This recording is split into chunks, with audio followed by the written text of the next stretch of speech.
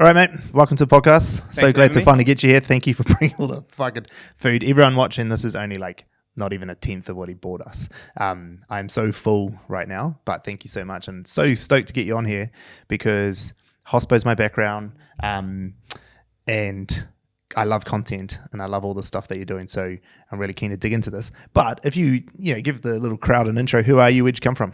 G'day, I'm Darren. I've got two cafes. I've got Ashby in St Heliers and Mint Cakery in Ellerslie. And my Instagram and TikTok handle is Daz is Cooked. Nice. So my actual first question is, this is just because of my interest. Where did Ashby come from? It's the street name. We're on Ashby Ave. Yeah. How simple is that? That's actually a real good story. Yeah. So when we first opened, we had a name that we had taken from our first shop, which was Skybird. Yeah. And so when we first opened, we opened as a pop-up, got the neon signs, got everything. It was labeled Skybird, and then a local business came around and spelt differently. They had like a keto cookie business. Oh, yeah. And we pushed it right to the end. We pushed it right to the cease and desist letter, and eventually came back and changed to Ashby because it was the street name. That's funny. So they won out the... Yeah, well, it turned out her partner was a lawyer, and it was fun at the time until there was potentially money involved. Fair enough. Good reason to change. No, I like Ashby. That's why I was asking, because I thought it was cool. Yeah, I think I like it more too. Anyway, it's really grown into it. It's a great name. I didn't realize that's the street. That's kind of dumb question now, but actually I really love it. Like simple. It's classic New Zealand. Yeah, classic New Zealand. Yeah, it's really like good. Borderline polished. Yeah. You know, it's a pie, but it's not just a pie. It's it's like borderline corporate. And, yeah. Yeah, I love it. Okay, I want to start off with, because so as you know, like my history is all hospo.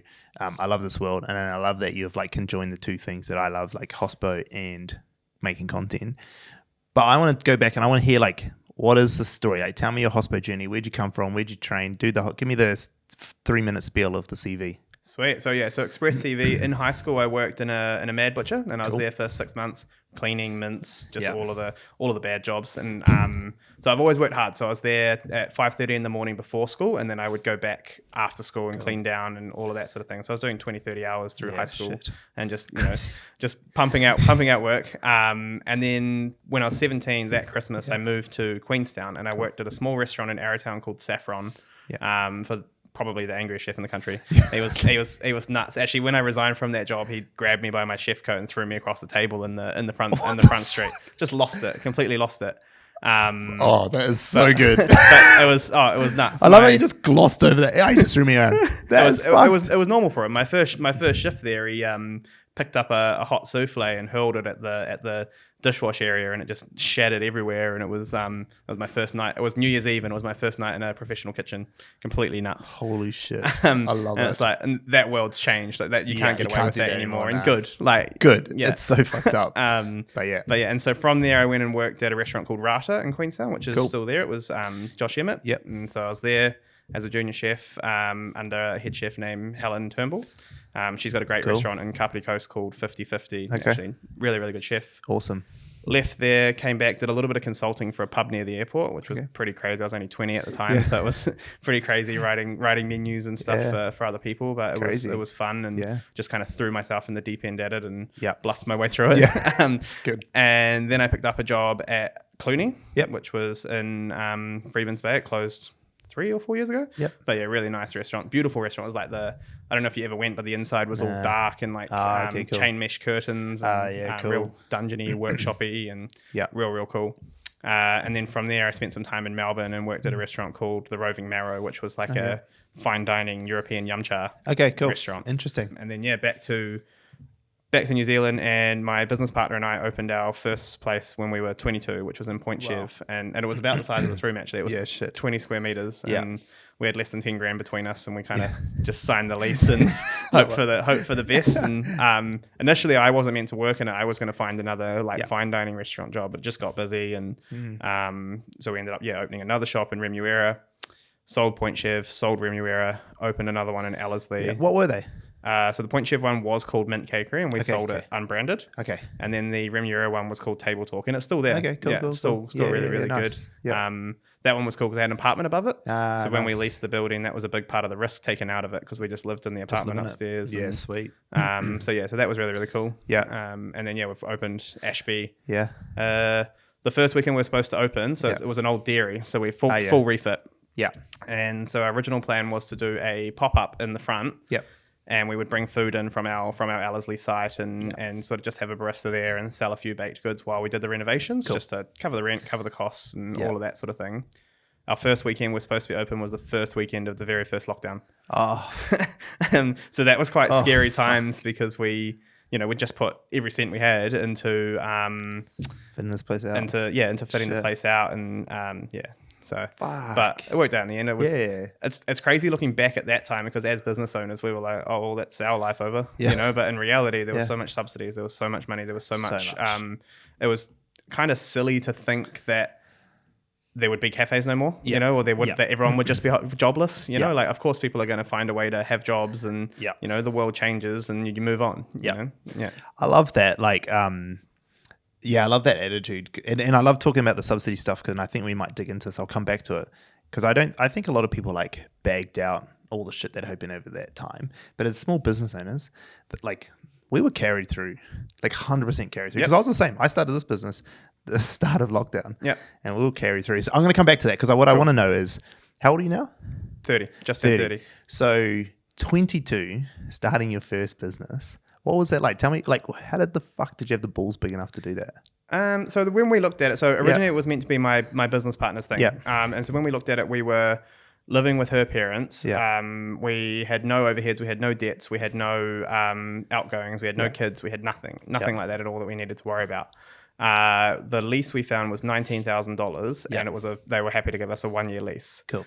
So we were like, sweet. And I think we had 10 grand of savings that we were going to use for the fit out, which was nowhere near enough, but we'll come back to that. So we were like, okay, cool. Worst case scenario, we lose 30 grand. It's half a year's salary. It's not a big deal. It's we can come back from that. And even now, I was saying to someone the other day who wanted to do he's doing like an alcohol distribution business. And I was like, man, like, we got time to go broke 3 times, and still retire. You may as well take that risk and jump in. Give it a shot. So it was a calculated risk because you're young enough, you could come back from it, and it wasn't an excessive amount of money. It would fuck you for decades. And it's kind of like, if not now, when?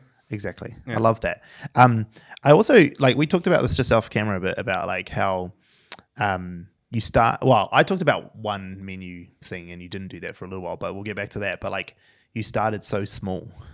And I think that's quite interesting. Like, what made you know to do that, not to like go too big, or how did you know to stay small? Because it sounds simple when we're talking about it, but you know as well as me how many Kiwi businesses just go all in big shit all at once, and then they fail a year later. So like, well, how did you know that at 22? Because that's actually quite advanced thinking. I think it's that risk appetite. I think if the whole fit out and everything was going to cost us 200 grand, we probably wouldn't, you know, and now we're at a time where that probably would be okay. You know, we probably would have that risk appetite for it, and we'd have the systems in place that we have now. We've got almost 30 staff, whereas then it was just us, you know, so we had no staff, we had no one relying on us. We just had to make the rent. Okay. So it was just sort of born out of necessity, really. That's interesting. And then as you came through, so you had the first business and then the second one, and you sold both? Yeah, you sold Remuera and Point Chef. Yeah, so Point Chef we sold unbranded. It's actually still a little French pastry shop, and they've done really well. And they've I know that one. Yeah. So it's still our fit out. So don't put a level on anything. It won't be level. Yeah, that is so good. I love it. But yeah, so that what are they called again? Little French pastry. Yeah, I know that one. Yeah, good I know. Dude. So I worked with in the town bit, or it's not like a strip mall, corner of Meola Road. Yeah. That's popular as yeah. It's so busy, and then the pizza shop next to it's really good too, and he's the landlord. Got it. Yeah. So they're cool. really good. Yeah. So tell me about that sale. Like, how old were you when you sold it? We would have been 25 or 26. What made you sell? So basically what happened is that what we're talking about with growth, right? And so my business partner, we were partners at the time, so boyfriend, girlfriend at the time. And we had always planned to have Table Talk for 2 years and sell it. So we sold them at similar times. Yeah. We'd always planned to have Table Talk for 2 years and sell it and then move into something bigger. At the time, I actually wanted to do something nighttime and do something a bit more like bar-y or something. You come like from fine dining, right? Exactly. So, so I wanted to go down that road originally. And so it was, you know, we did the Table Talk fit out for 40 grand and we were hoping to sell it for close to 200. So it would have been a really quick turnaround, use that capital to do a new fit out and go from there. what also happened is when we had 3 shops, so having 2 shops for us is great because one of us can be in one, and kind of the way our business is structured is we sort of do 80-20 for each. So at Ashby, I'm sort of there 80% of the time, and Michelle covers me for 20. And at Mint, it's sort of, to be honest, at the moment, it's probably more 90-10 because it's, it's a lot more established and there's a lot better systems in place and all of that sort of thing. So I'm barely there at all, which is great. And so, so when we had 3, it was really, really tricky. And the Point Chef shop actually lost a lot of soul, because we didn't have, we were doing all the cooking off site. And so there wasn't the smells, the noises, the general hum of a good cafe and a good, bakery and stuff like that. And then because of it being on the other side of town, it kind of got a bit neglected, and it was, like, it was never quite what we wanted. Stuff like the plants weren't watered and all of that sort of thing. That was just really hard to stay on top of. Especially at that time, we weren't as good at staff management and stuff because, well, we're still not that great at it, but we're getting better, kind of thing. It's like I don't know if you're ever good, but you get better and you learn and all that sort of thing. So you were young, still super young for sure. And his fucking age almost. So that was the thing is we had this decision. So we were selling. Table Talk was going on the market that January, right? And so that December, we had the choice to end our lease at Point Chef. And so basically we had 2 options. We could sell it for pretty cheap, unbranded, to friends of ours, which was little French pastry. So we could sell it to them for 30 grand and they would retain any goodwill because it was staying a coffee shop and all that sort of thing. So it was a really good deal for them. Well, the other option was we had to go in and rip out all the equipment, rip out everything, do all of that work, and probably would have been 2 weeks work as well. It was a pretty easy decision just to that shop had served its purpose, and we'd moved Mint Cakery to Ellerslie at that point. And it was, we could have done better, but we did pretty well out of it. And then what about the Remuera spot? Like why that one? So like when that sold, how did you because you sold them both at the same time, right? And so that one, I know you wanted to do it for flip, but like tell me about that sale. Like how did you, I guess I don't even know how to ask this question. How did you have the confidence and like the know-how to do that? That's what I'm trying to think. It just seems like you knew so much at 25. We'd copied, I can't even remember his name now. I want to say his name's David, but he had Deirdre Voice and Little King in Milford. And now he does Green Door Pizza and I think he's part of Got You and Good Dog, Bad Dog, Hot Dog and all of those ones. Anyway, that was his thing. He would build up a cafe, get it running really, really well, and sell it. But he was 6-figure sales. It was a lot bigger. It was a lot better at it than what we were, and all that sort of thing. But I guess that was the model at the time, and it was just a good way to build capital. And like we couldn't get loans. We had no houses. We had no. And it was hospo. Exactly. So hard to get loans. And it's not both of our parents were telling us not to open, and every time we do something, it's like, oh, we're going to bring on some staff, and it's like, and they're like, oh, but staff are expensive, and it's like, I know, but I can't do it myself. So it was, in the end, same thing with Table Talk because of a few like accounting stuff that we weren't 100% good at. We definitely left meat on the bone at Table Talk. Like it would be worth considerably more now probably than what it was. But at the same time, we'd put so much time into it, we were done with it. There were so many like little things that needed to be done, and originally at the time, and this wasn't the reason, but when Michelle and I split up, it was kind of a good opportunity to be like, okay, cool. Well, we've got all this cash now.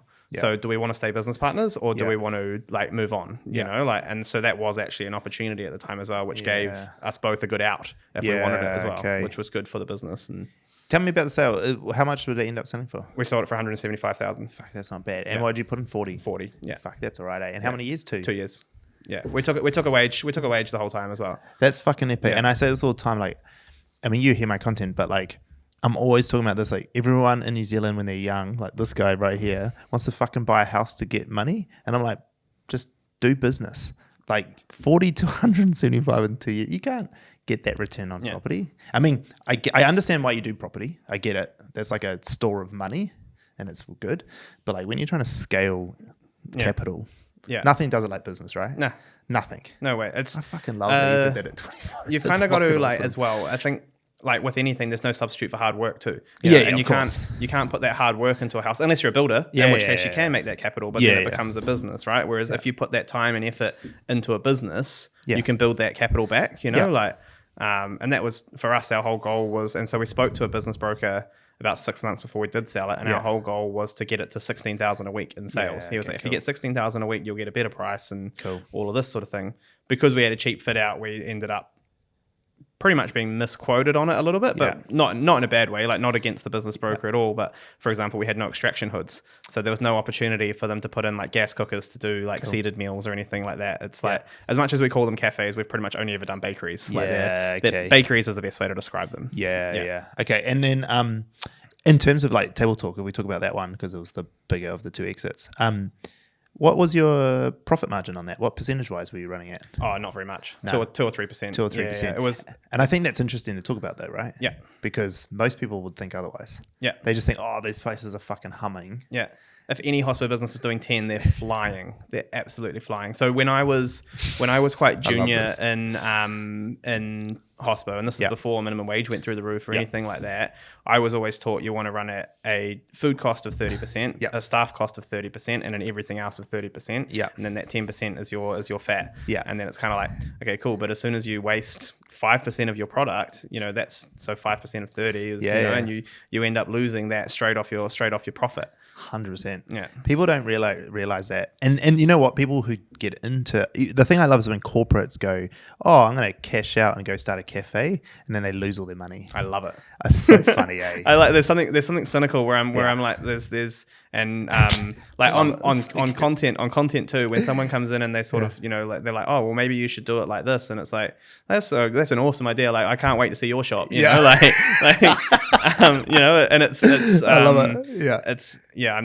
I'm not very good at listening to advice, like and I think like most people is like good intentions and stuff, but like, and I get it all the time, like there's a few guys on my TikTok that always come and give me advice and stuff, and it's like you don't know the whole story. Like you're coming off on a 60-second highlight reel giving me advice, which is fine. I know that they're good intentions. There's this German dude Thor, and like Thor, shout out, like just keep giving me advice, but like they don't have the full information. And I love it because they're like part of the community and whatever, and I give them shit, like I give Thor shit all the time about his shit ideas.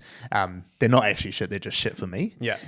But for you, when we go back into this thing, like that 2 to 3% is like peanuts. It's nothing.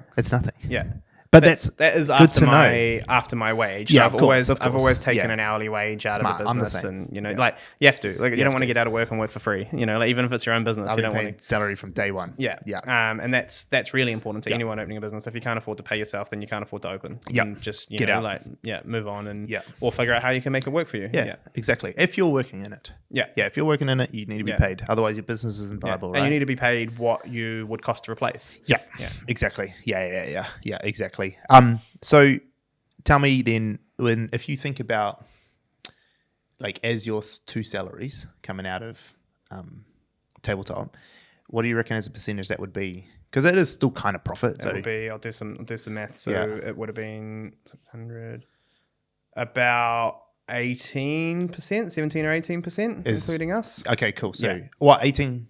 So profit would have been 18. Actually, no, that's wrong. It would have been about 9 or 10. Because, I was going to say because I was counting two wages out of it, but actually we had the other shops. Yes, the other shop. So if you take one wage instead of the 2 wages out of it, it would have been 9 or 10%. 9% total. Total profit. So then you're getting to your 10% thing, and that's where it comes to play, right? But as soon as you replace you're back down to 2 to 3. As a profit margin. I think that's super important for people to know, because like people like get into fucking hospital businesses, think they can do it. Even young chefs who didn't really look at numbers but think I can fucking cook. It's like there's so much more to running a business than cooking, cooking's right? not enough. Cooking's not even the start. Nah, exactly. Okay, cool. So you sold out of that business, and then you had Mint Cakery, and then how much longer until Ashby came along? So we actually started looking pretty quick. Okay. So originally we were like, okay, cool, we'll go our separate ways. I was actually like thinking of moving overseas. I was gonna like go and work for someone again and just have a bit of a break and all that sort of thing. And that lasted about a week. And then Michelle and I sort of met up, and we were like, oh, actually no, like let's look for another site and let's do something together from there. So then I ended up buying back into the business, and we started looking for sites and all of that, and our number one thing we're looking for is cheap rent. Yeah. We're just Always. really looking for cheap rent. That's why we're in the burbs, you know, Yeah. like one day I would love to have like a Ponsonby, like late night shop, like a 24-hour shop. I think that would be really, really cool. Yeah. But at the moment, being in the burbs and paying next to no rent is really important. For the audience, what is like for you a cheap rent per square meter? What Per square meter? You probably want to pay. I'll have to do the maths again. Or even total, whatever you work. So Ashby is about 120 square meters, and it's about 55 a year. 55 a year. So what's that? Like $5.50 per 50? No. $50? Yeah, I think maybe it is $50. Yeah, $50. Come yeah, 120 times 50 is 5.5. No. How much is it a year? It is 55,000 a year. Okay, let's do the maths. Connor can fucking cut out the math. 52,000. Yeah, 55,000. 55,000 divided by what? 120. Yeah. 458 a square meter. $458. Yeah. Is that right? That doesn't sound right. Let me maths up the No, you know what? It is maybe about right. 55's wrong. Because mine is, hang on. Yeah, no, it is about right. No, it is right. It is Yeah, right. because we have because that's the other thing as well. Because at the moment we've been looking for like a studio and stuff, right? And so we have because we have frontage, that affects it a lot, like the rent and stuff as well. I was gonna say it is. If $50, I was like, fuck, that's good for frontage. Like real good. That's a quarter of ours for frontage. That's so cheap for 120 square meters. I was like, fuck, you do know how to get cheap rent. But you don't need frontage for this next one. No, so that's different. And arguably we don't want frontage. You know, like we'd love to do hidden away sort of stuff. Yeah, and even like my business partner wants to do heaps like cake decorating classes, and then we can do like hens parties and all of that sort of thing. And you know, from there, like we can even do like private dinners and stuff like that. There's lots of other spaces, other non-staffed stuff we can do that would be great for content. Yeah, awesome. And also great for like our profiles and stuff as well. Yeah. No, I love that. Okay, so it was pretty soon after you found Ashby. And what year are we in now? We are Once in Ashby started? 2020. Yeah. So okay. That's right. Of course, you just told me that. So we were 2020. So it's so new. And then when did this start? Now that we've got to the this TikToks. point. Yeah. So they started last October, I think it was. The first time I got COVID. So I was stuck at home for a week, and I was like 2022 October. Yeah. Shit. So I avoided it till then. Was it the one where you're like 5 a.m. opening up a shop? Was that early days? That was early days as well. Oh, fuck yeah. Because that's the first time I saw your content. Yeah. So that would have been 2022. Yeah. That's when I first. And so I was sort of not doing it seriously at that point. My again, Michelle was way ahead of it on me, and so she was started to do really well, and I was like, I want to get on that. And so, what's her handle? So kind of can bring it up with it her. is Michelle Morfitt. Michelle Morfitt. Yeah. And so same thing. We started doing that, and then the way the pies started going, which is when I started to go really, really big, was start of this year. My front of house manager was on extended holiday in January because January is always dead. And then my chef got COVID the week we came back. And so I was like, oh, well, that's it. I'm not doing sandwiches. I don't want to do any sandwiches. Yeah. And I said, I'm only going to do it for 2 weeks and see how we go. Yeah. And shop's busier. So it's so much easier. Yeah. And, and it's like, the other thing with the sandwiches, so with the pies, we bake them a day ahead. Yeah. And then so if someone comes in and buys a dozen beef, chicken, cheese, I just heat 12 more. Whereas like with the sandwiches, like let's say on a Monday we'd make 36. Someone comes in and buys 6. That's not unreasonable. Nah. You know, you can't expect someone to pre-order 6 sandwiches, but that's also, you know, like 1/6 of my whole day, and like it has to be fresh. So I've got no fillings left. The bread has to be fresh. So I've got no bread left. And there's just no way to capitalize on busy days. Yeah, that's interesting. It's just so funny that I've seen it now, Michelle. Now I remember I was giving Michelle shit in one of my comments. Oh yeah. I just made the connection. Like, so I know her content, obviously. But she commented about, why does it always have to be about making money? Why do you sell products? And then I was like, but you sell a cookbook. And she's like, and her comment back was like, I fucking knew you were going to say that. And I was like, whoa, come on. She's good. She's put in so much work into that cookbook so too. funny. It's such a good book. It's so cool. It looks epic. I actually did a massive deep dive into it and had a look. I was like, I hadn't even made the connection as you do. And that. No, that's us.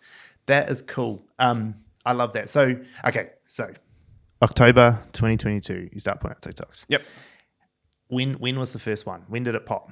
The first big one I remember was one of the My Day ones, where I sort of started putting, and even I was putting like podcasts I was listening to about like NRL and all of that sort of thing. And I was Yeah. like, oh, I'm getting like NRL hits now as Yeah, well yeah. as food hits and as well as like bakery hits and Yeah. all of that sort of thing, and trying to make it like really authentic and personal and Yeah. and all of that sort of thing. Yeah. And then the first video I remember popping was I did like this fried chicken sandwich, which yes. I was really disappointed because I did a whole series where I broke down a whole chicken and I did like a dish with every part of the chicken. And I was like, oh, of course, the fried chicken sandwich is the one that's popular on here. I was like, I made this like delicious like chicken leg with like an orzo risotto and like all No one sorts of cares. cool stuff. Yeah, not No one interested. cares, bro. Just fry it. And then as soon as I do a fried chicken burger, everyone's like, oh my god, I've never seen this before. Yeah. And then then started doing the Can we scroll down pies. a bit? Yeah. Keep going. And so the pies from end of last year, the videos are actually, I look at them now and I cringe because they're so low effort and I didn't do any of the recipe or anything like that. And and so they were what's the word? And so they were really low effort, but like they didn't really go in depth or anything like that. And I look back at them now and I'm like, man, that was so lazy. You know, like there was so little effort put into it when I could have just done a little bit more work and got got a lot more. See, there's 75,000 and the rest are like 3,000. So I remember that one. so that was really, really good. And then this year, because I stopped doing the sandwiches, I was like, all right, we have to do this like properly. And so I made some really cool specials. Cool. I just put all my skill and all my like attention into them. And the first big one was the chicken katsu. Yeah, chicken katsu. I was going to say. Yeah, I saw that everyone one. always comes back to that one. And I kind of did like an annoying thing with the voiceover too, where I was like, what if we do this? And what if Yes. we... It was like, it gave me real like Charlie Puth vibes. Yeah. You know that? Like, it's like, what if the noise did this? Yeah, exactly. I love it. Yeah. It worked though. Yeah, No, it worked because it was like, oh yeah, give me more. Yeah. And the best thing about that as well is at that time the Warriors were doing awful. And I did that scene in the end where I'm spraying the beer around and it's like, what if the Warriors win the premiership? And it was like, no chance. And it's like, now they're coming. Oh, I did see that one actually. Yeah. That was real good, that one. Yeah.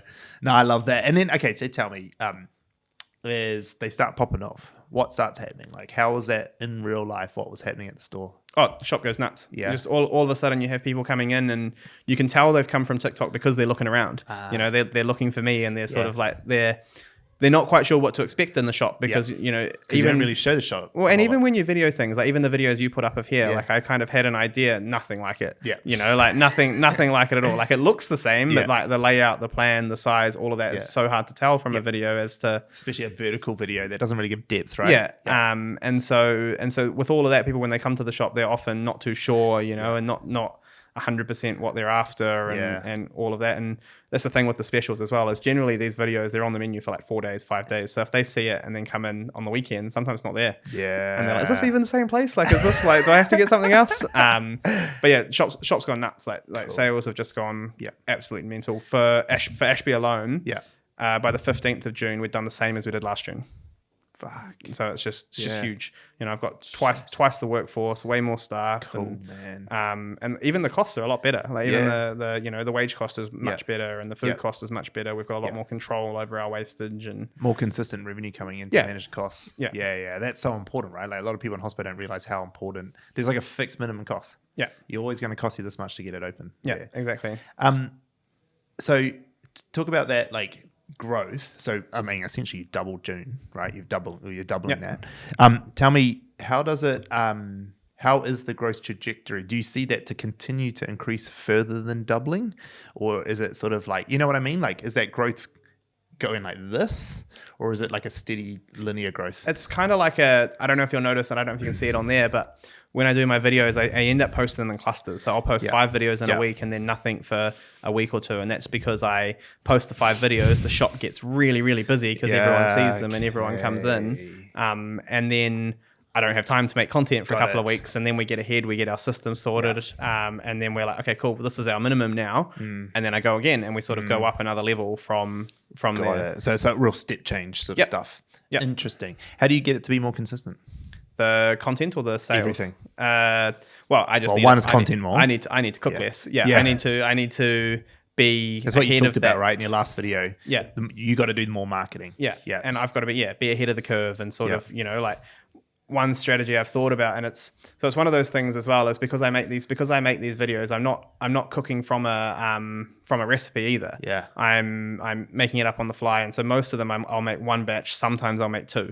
And so I've often thought like, okay, cool. What if I actually made it, wrote the recipe when I did it, ran it for a month, and held the content back, and you know, and spaced that content out a little bit more, and did. Smart. Yeah, well, that was actually from Lewis. That was Lewis's Nice. idea. Love it.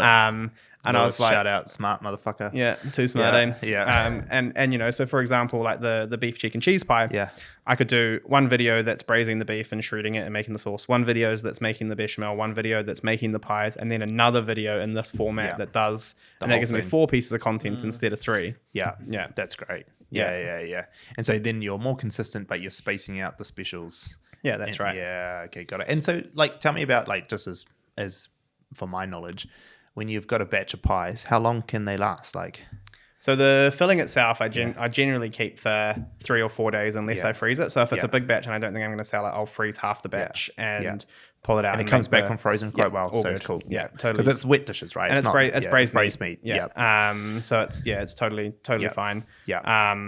So it depends. Like for instance, the breakfast pies, I make one tray because it's like an egg filling. So I literally only make 15 of those, and then sometimes we'll go again and we'll make 4 trays at once, and we'll make 60, and then that'll last for 2 days, and then we'll make 4 trays at once and we'll make 60 again, and go from there. Yeah. So it all depends. It all depends on the flavor. It depends on the product. It depends on how popular it's going to be. Yeah. Like the fried chicken one, that was a nightmare. Yeah, really? I kind of I was regretting doing it about 4 days into it. Oh, really? Like, and I literally had one morning I had enough for like one tray the left. pie, bro. They kept the pie up a bit. Yeah.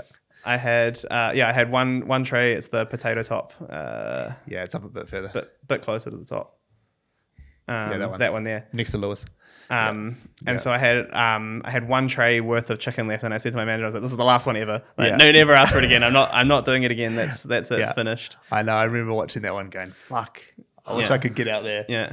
Oh, fuck it. It's my 2 favorite things. Fried chicken and pie. That's everyone's 2 favorite things. Yeah. That's sometimes they're just silly. Like sometimes some of the flavors, like I've only had one flavor that I tried that didn't work and didn't make it. And that was I wanted to do like a pancake pie. Oh, okay. Interesting. And so I made a brown butter custard. We did plums, flaky pastry base, and then we poured pancake batter into it and cooked it like that. So I wanted it to be like cakey, pancakey. Yeah. When it came out the oven the first time, delicious, amazing, really, really good. On the reheat, delicious, amazing, really, really good. After sitting in the warmer for an hour, awful, inedible, gross, spongy. What happened to it? Oh, spongy. Yeah, it was like eating a dishcloth. Like it was gross. Yeah. I love that. That's good to know. You should just do like trying anything in a pie. Have you seen that guy who used to do it with the wraps? That school teacher from Hamilton. Oh yeah, He I did the have Macca's seen wraps, the that. KFC wraps. Yeah. He just like do the craziest contraptions. Just doing that with pies. Just love it. Yeah, Massive just one. crazy shit just to go viral. And just sell them for heaps, and they're like the glory item. Yeah. Collector's item. Yeah, on that actually, that's a good segue into what I was going to ask about audience. So it's cool to see that it goes off and people come in, because that means there's a lot of local audience.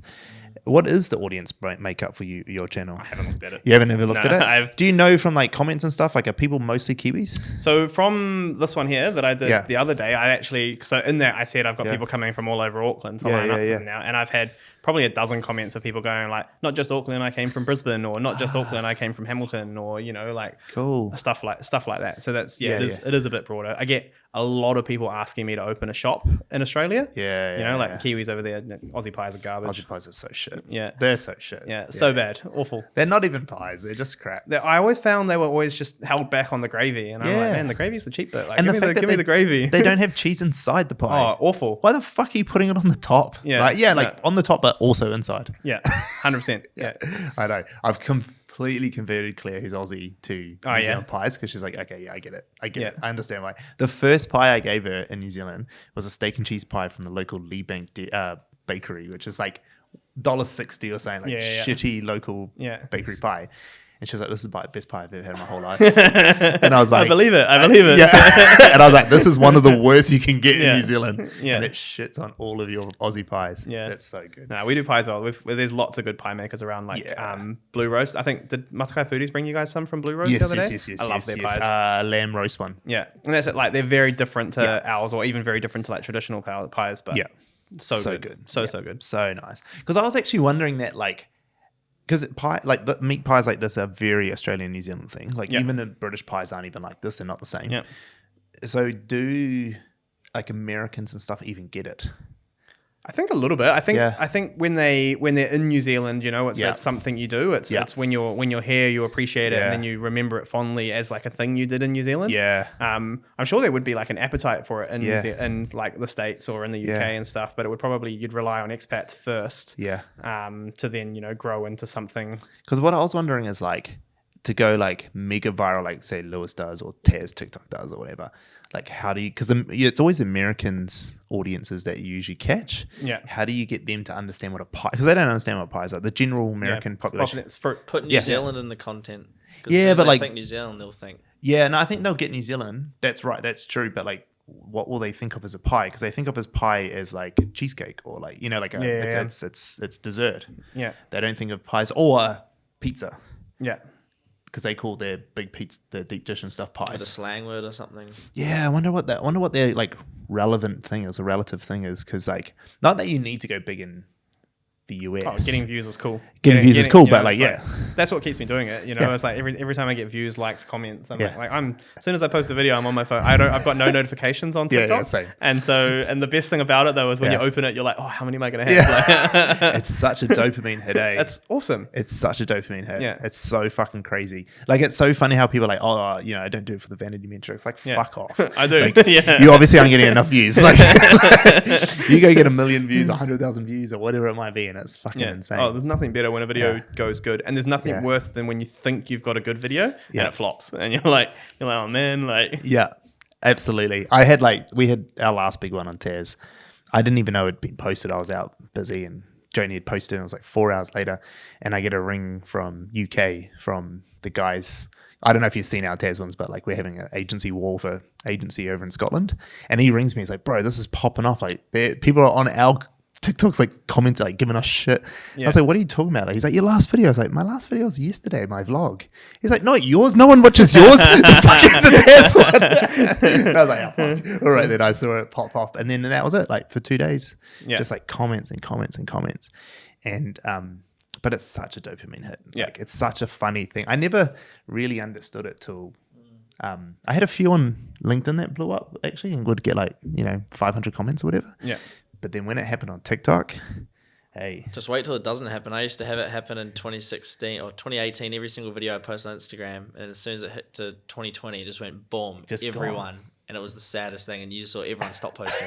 Yeah. Because everyone couldn't get the hits anymore. I found Instagram's just had a big reboot though. Yeah. In the last little while, it's had a, like I had, it must have been about 6 weeks ago, I would have had 500 followers on Instagram, and now I've got 7.5. Like, it's just, it's slower than TikTok, but they're a lot more direct. Yeah. I think so too. And I think it's the discoverability on Instagram's improved a lot because of Reels, because they're trying to copy TikTok. Yeah. They have to. Of course they have to. They have to. Yeah. And it's so funny because, like, I don't know if you read or you read a headline or anything about Mark Zuckerberg talking to his quarterly report. He's like, the more we put into Reels, the more engagement and attention we're getting, the less money we make. Yeah. It's just like, it's good for having a better platform, but we're going to be broke. Yeah. It's such a funny dynamic he has to play with now. Yeah. And like TikTok doesn't make money. I think you were speaking to Lewis about it when he was here. And like you said, TikTok's got to find a way to monetize it. And I think it'll be exactly how you guys said, where any sponsored content will be through TikTok and they'll clip the ticket there. Yeah, it has to be. It'll be good for everyone. Yeah, it'll be good for everyone if TikTok's doing well and making money, because then they'll push the sponsored content and that makes it worth more. Yeah. And TikTok Shop is going to hit here. I mean, they're obviously trialing in some of the big markets, but like that same agency, Unsociable, that we're doing the series with, they are TikTok Shop agency, and so they do it, and it's crushing. Yeah, like they're like saying it's just like popped off really well, because you don't even have to leave the app; you can just purchase shit. So imagine if I could order 6 of your pies just like in the video, like that looks fucking awesome. Boom. Can we do that yet here? Nah. TikTok Shop hasn't come here. We'd have to get a VPN, open up a shop, and we can do it. Like, there's ways around it. Like, but it's just fucking admin. Yeah. It's just admin. But also, like, you can't do it to our account at the moment either. We're going to be over in the UK, and also I guess like Kiwis wouldn't be used to it, right? It's good in the markets that it's in, because they're getting it every third video, so they know it. They're familiar with it. It's like the first time you use an Uber, and now you don't even think about it. Exactly. Yeah. You wouldn't do it in New Zealand until it's launched properly. Yeah. Let TikTok do all the heavy lifting. But can you imagine, like, Can you imagine your sales? It would Oh. fucking go off. And then you just got some real good shipping thing going on. Yeah. And then Yeah. just boom. You just would know. You'd have days where you'd get like 100,000 pie orders or more. It would just Imagine. you'd just you'd have to have limits on it. You'd just crush and your It's whole business somewhat would overwhelming, eh? Like Yeah. because you got no cap on it. You got No. you know, it's a fresh product they're making more or less. It's Yeah. Yeah. It's like okay, cool. Like capped Have at to what? put like a- capped at 100, and then I've got 100,000 people trying to Yeah. order them. Like 3-month wait for your pie. Yeah. Yeah. I actually think like fresh food stuff like this, and I don't think, and actually unsociable, Ben, we should talk about this, that I think no, like TikTok Shop aren't doing this. They're not doing fresh produce stuff, which is hard as fuck. Yeah. But if you're like a massive commercial kitchen, like someone with a bit of capital, and you found someone like you, and you're just like, come in, Yeah. teach our team how to make this pie, Yeah. and just let it go. Well, that's I mean, that is a next step for us anyway. Is Yeah, I do, of course. I'm kind of done with shop fronts. Yeah. Like like I've got an amazing team, amazing team of staff, and all that sort of thing. But we're at the mercy of everything at the moment. You know, if someone's sick, it pretty much takes me off content. Yeah. You know, and it's not unreasonable for staff to get sick. No, of People course. get sick all the time. Yeah. And that's where like if we didn't have a shop front, that wouldn't happen. Yep. You know, like their job would just get bumped. You know, and that Yep. would be fine. And then everyone would pick up a little bit more of the load for the rest of the week, and life Yeah. would go on. Yeah. And so yes, I think we're going to move away from shop fronts and focus more on, you know, like what are we bothering selling coffee for? You know, like it's you know, we've done that for 8 years now, and you know, we're not playing shop in Point Chev anymore. No. It's you know, it's time to scale up and level up and like get a warehouse, like get this thing, content studio, commercial kitchen, yeah.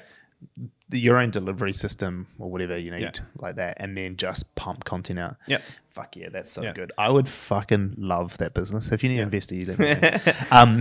Like that is so fucking cool. And then like that's when you get into YouTube, right? Because then you start documenting that whole thing, Yeah. and you show the full recipes of how to make stuff and all that sort of crap. Because you can't really do that here the same way, right? Like you can't do like I like to keep them under a minute and a half. Yeah. you can't do it. It's not, and yeah. no one's gonna watch a Yeah. fucking. And even like half the time I find myself leaving out stuff that I think is really important. So like every single video I do is at least 60 videos. Yeah. And I always find myself leaving out something that I think is important. And like Yeah.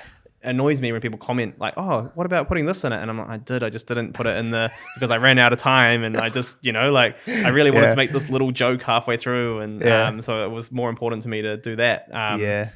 So it's hard to do that when it's not as in depth, but I also don't know if anyone would want to watch, you know, 10, 15, 20 minutes of it, and if that would be engaging. Not on TikTok, I don't think. Like there is the ability to do long videos, but I just don't think it's not why you go to TikTok. No. You go for dopamine hits and stuff like that. I skip them. Yep, same. I'm not in it for that. The only time I get hooked in is the fucking movie ones. Oh yeah. Oh, hey. I'll watch a whole movie in vertical format, and I'm like, why did I just do that? I sometimes do that. And, Yeah. and that's sometimes as well where you have to go to their page Yeah, to find part wait 4. 46 Yeah. parts. and you're like, but sometimes as well when you start that, you start on part 2, and then you're like, oh, what's happening here? But it's interesting. Yeah. And then you got to go back, and then you're, oh, that wasn't worth it. But then you go to number 3. Yeah, and then they don't give you the last part, and you're like, bro, drop part 6. Bro, drop part 6. All the comments. And all the yeah. comments say, I need part 6. I need part 6. It's like, go to Netflix and watch the whole thing. You Yeah. tick. Yeah, I love that. But like YouTube for sure. Like, I know obviously we had a look at YouTube before, which you've done 2 videos with and whatever. But like, I definitely think you should be doing YouTube. Like, the YouTube chefing world is huge. Like, Yeah. I mean, look at Babbage. Do you watch him? Babbage? little bit, yeah. Like, he's at 10 million subscribers now. Like, that's. huge. I Yeah. mean, what does that even mean? Yeah.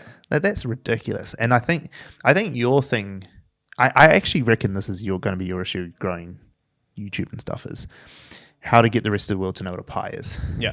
How to make the connection. Because, like, you know, you can travel everywhere. People don't know what pies are. No. They just don't know what they are. Yeah. That's No one it. understands it. It's Australia, and New Zealand, Yeah. and that's 30 that. million people max. That's Yeah. your total market size. And how many of those people actually subscribe to stuff on YouTube? I wonder if I did like a series of national dishes, you know, like because then that instantly draws people in. Like, Got create it. outrage because they're not at all traditional, you Yeah. know. And it's I end up putting soy and miso and everything because it's delicious.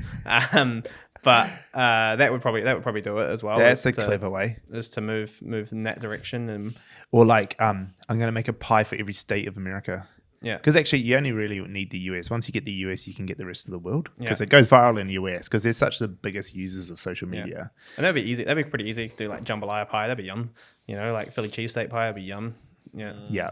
New York hot dog pie. That would be cool. And even if you got like real in depth, like, because like all the things you're saying are like things they're famous for, but but you know as well as me that that's not actually the food the locals all get in. They do, but like the real true, like, if you can find that level of like what's the things that like everyday people eat, because it's like everyone thinks of like Kiwis and Aussies. Oh, you guys eat Vegemite toast, and it's like we do, but like that's not the national dish, bro. Once a year. That's once a like year when I got nothing else in the fridge. that's like my povo breakfast, like.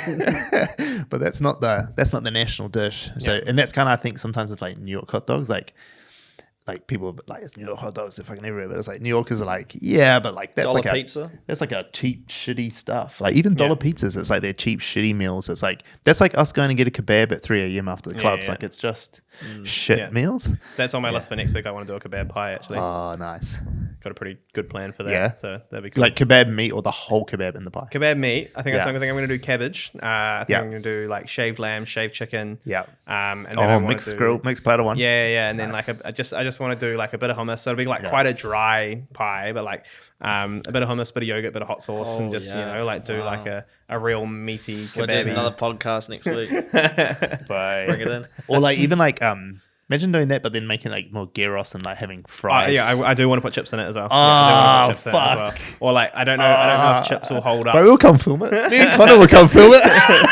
But yeah, so I think that'll be cool, and I think that'll go off as well. Actually, I really like that idea, Ray, for you, like on how to make that content more viral. Because I was thinking about that when I watched it. I was like, I guarantee most of the audience is Australia and New Zealand. Yeah. Because we only get pies, maybe UK.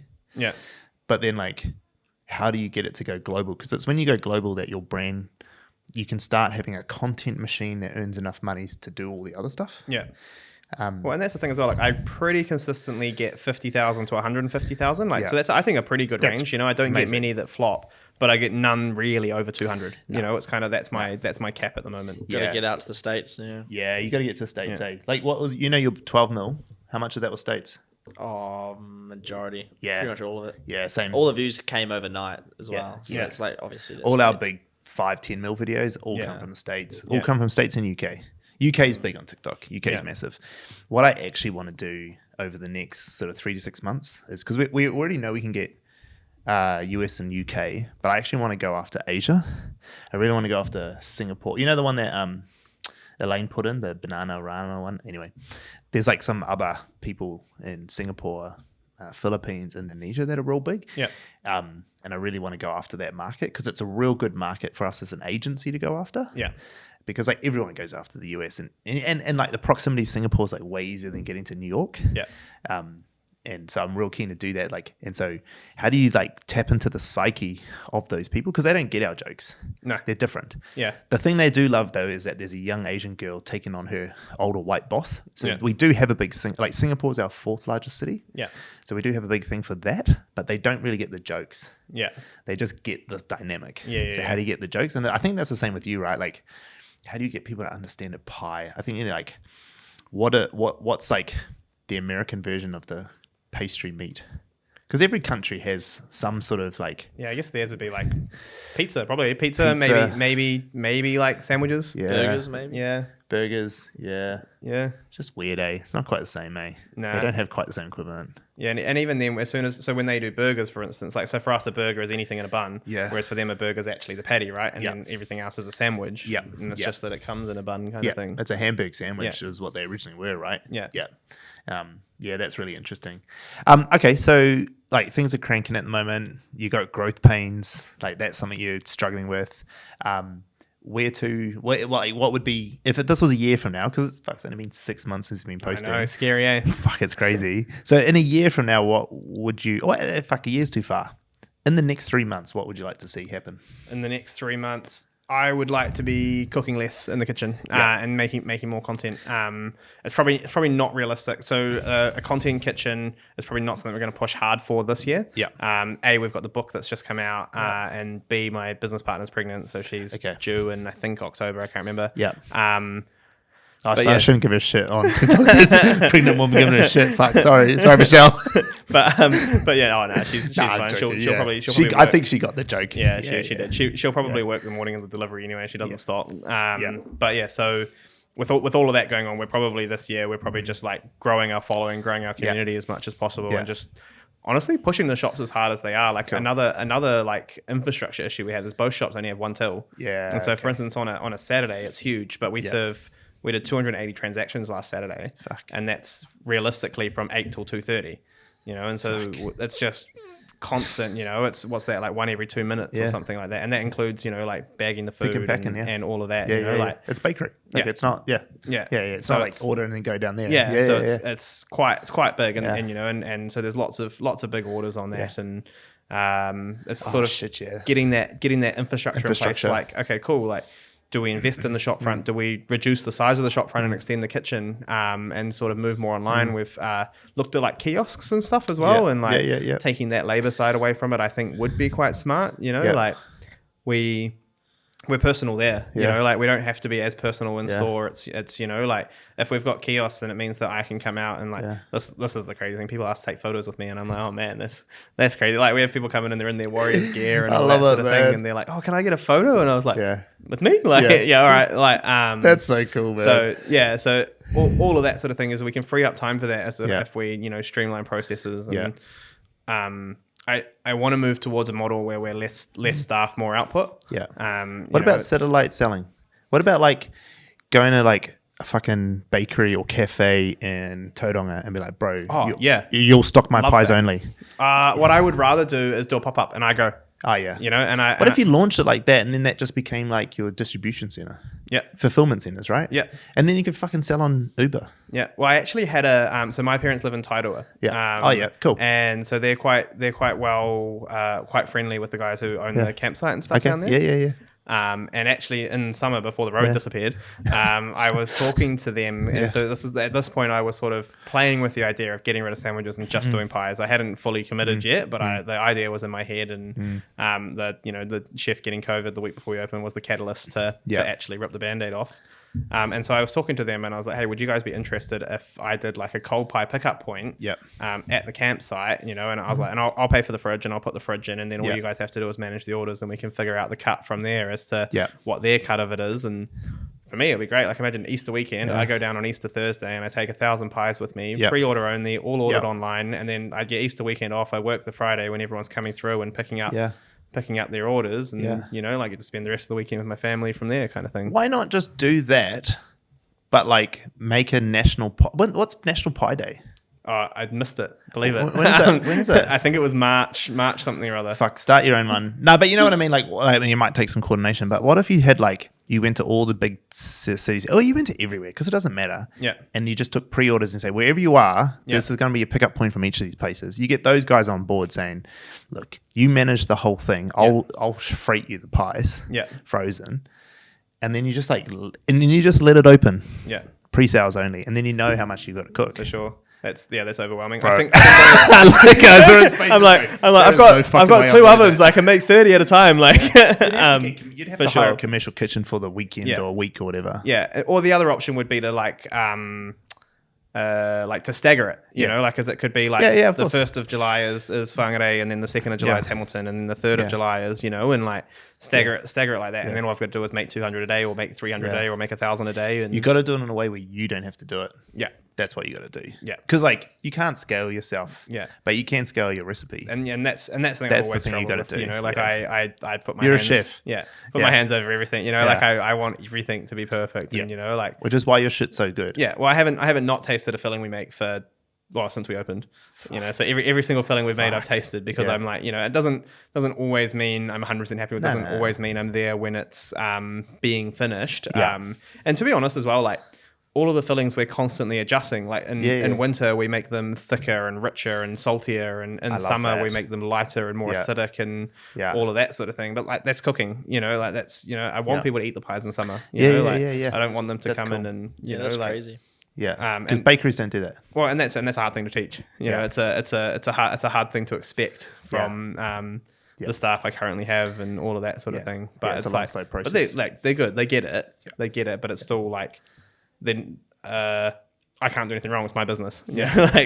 So even when I give myself feedback, it's fine. But when I give them feedback, it's like, well, but I did it like this last time and it was perfect. And it's like, I know, I'm sorry. Yeah, I know. I'm the same here. Like, always expecting more, and it's like you're always moving the goalposts with people. Yep. But like, Yep. and my guys get it now, like, and they're pretty good. Like Connor's pretty good, and the guys were like, they understand that it's about being better.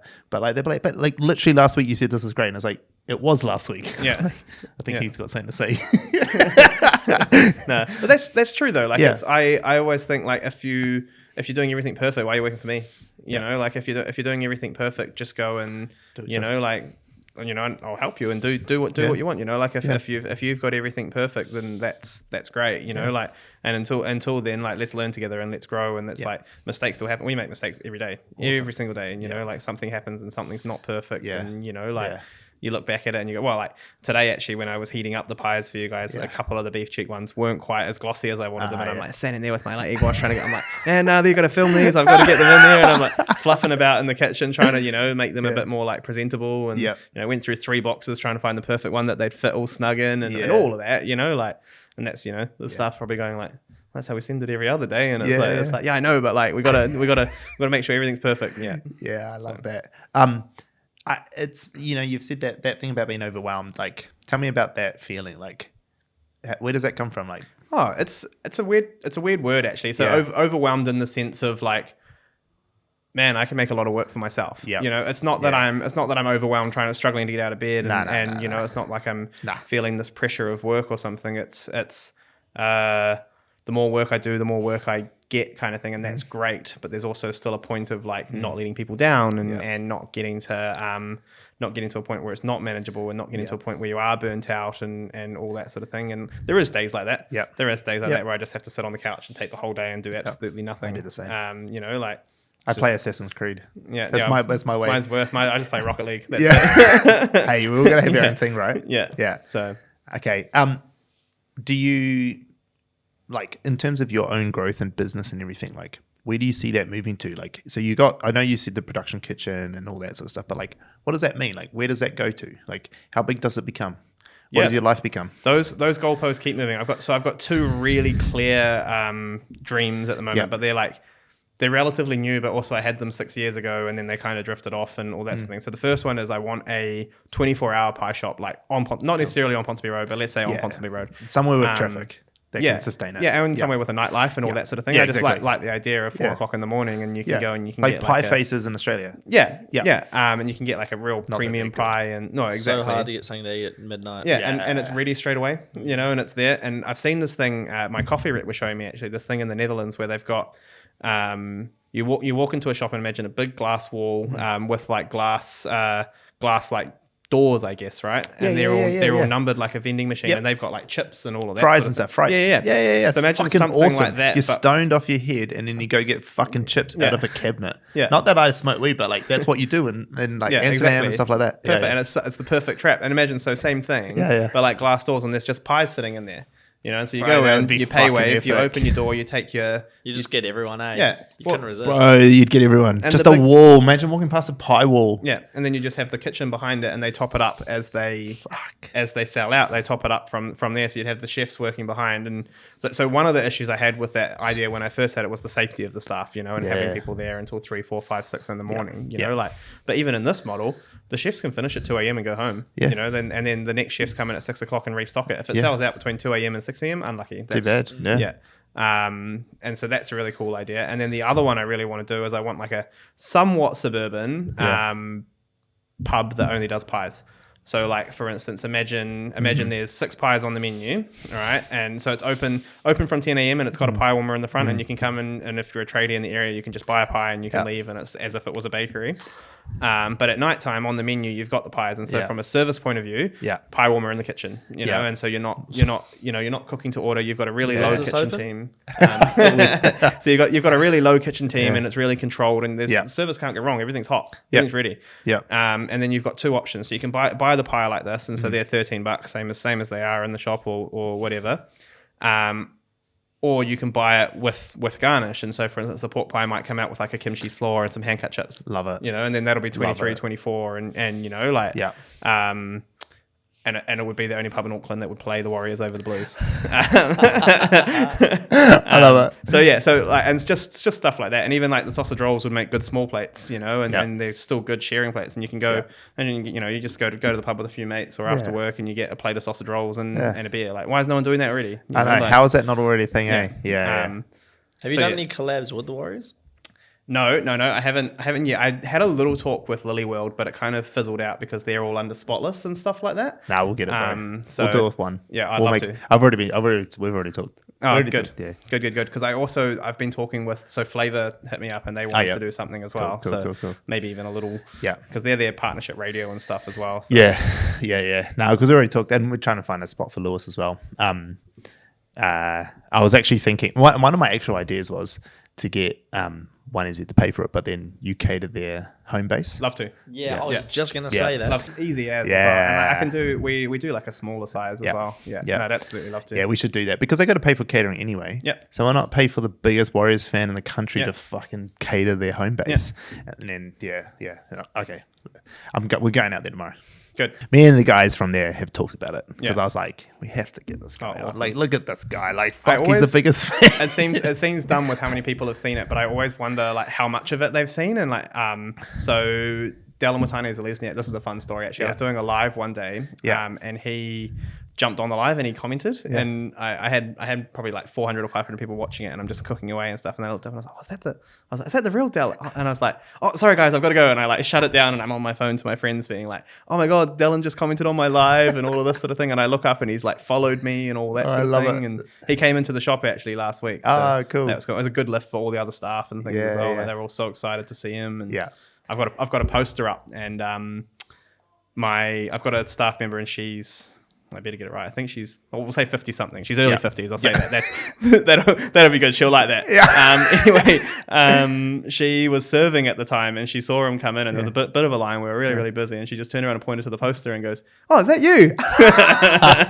That's so good. Yeah, so that was good. I love it. Yeah. You know what? I'm going to end on this question because we've already gone out. I could honestly speak to you for 2 hours because I love this whole world. But tell me about the Warriors thing, the Warriors bit. Like, was it a conscious thing? Are you just such a big fan? It just came out naturally. Like, where did that bit come from? It started as a bit of a joke, eh? Yeah. Like, it was kind of just like, I wonder what would happen if I wore a Warriors jersey in the videos. And it started with the Katsu Pie video because I wanted to do that, like, what if the Warriors win the premiership shout and all of that sort of thing. And then when I started seeing that I was getting Warriors kickback and NRL followers and all of that sort of thing, I was like, this is cool. This is a cool little side hustle and side passion and all of that sort of thing to put into it and to grow the following that way and grow into that community. And so it just kind of had it happen by accident.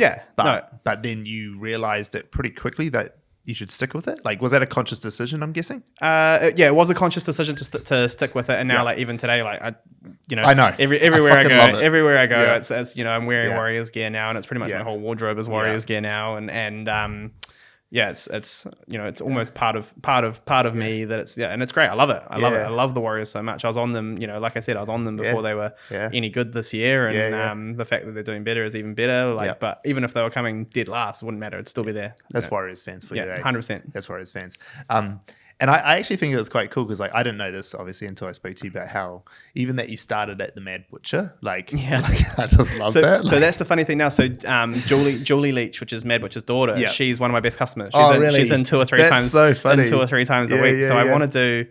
I don't know if you've seen the curried sausage video I did. No, I haven't. No. So one of my best friends actually sent it to. It'll be a bit further down. One of my best friends actually sent it to Peter Leach, and it'll be up a bit. And so I'm actually going to make it again, and it's going to be the first video I make for a second time, and I'm going to shout him some. Oh, so good.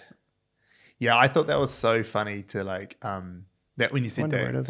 What is it called? It's a curried sausage and potato. Maybe go down a little bit more. I think the thumbnail is.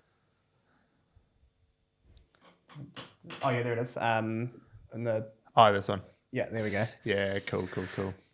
And so so this one was cool because I sort of put on his voice, put on his voice at the start of it as well, and then went to the local Mad Butcher and got some dirty old Mad Butcher sausages. And I love that. Yeah. That's so good.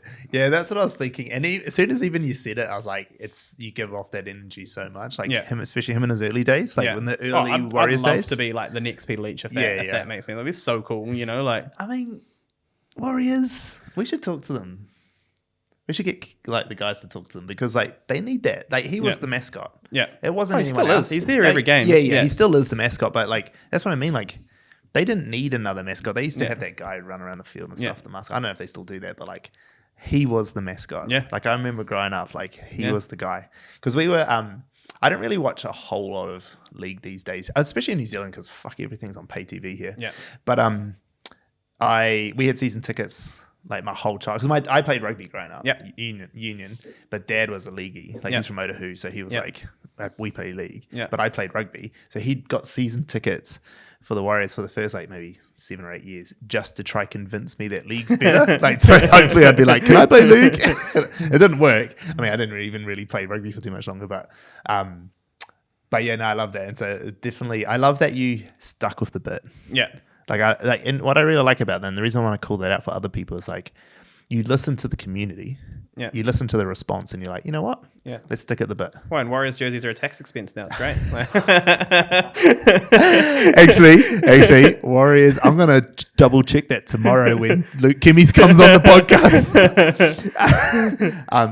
That is so funny. I'm going to ask him how that works. Because it is something that people don't do enough of. They don't listen to the people saying, the people coming through. And it's like, and I think like, in New Zealand, and if you're watching, because come and work with us, but I say to them, like, your content's great and you do really well, but like, this is a one-way conversation that you're having. You don't have a community. Yeah. They just follow you because like, I don't know if you ever watched in New Zealand, but they do like first trips of planes. Right. They literally just get planes and like people love it. Like people, like they just got, all the content is just like, go to accounts. All their content is like if you watch like even the first one or the second one, they're just like they literally do just thirst traps, which is pretty crack up. And then you get everyone in there. If you go down, oh look, he's so handsome. Like they're just like people who just love planes. They're all like plane enthusiasts, but there's no two-way there's no two-way conversation. A lot of their replies to about 2 comments and that was it. Yeah, and their replies are just like thanks, but there's no community there. But I love what you've done because that's I great. love the banter I get from non-Warriors fans as well. You know, 100%. like and you get like so often in like a really jesty way. I'll get like shit football team, but the pie looks good. Yeah, you know, like, or I'll get someone come in and be like, no way Warriors are making the final, and I'm like, that's my favorite one because I can be like, I'll save you a seat. Save you a seat. I love it. Fuck, it'll be so good if they do just for the callback. Oh, I can't wait. Go back to every single comment. Might have to shut the shop for October. Do the Warriors sig pie. Yeah. Oh, Warrior pie. Yeah, Warriors pie. Love it. Well, bro, honestly, as I said, it's already been an hour. I could talk for ages about all your stuff. This is so cool. We'll have to definitely get you back at some point, mainly just to get more pies back in the office. But thank you so much, bro. I really appreciate you coming on and sharing all your story with us. Thanks for having me. Cheers, man.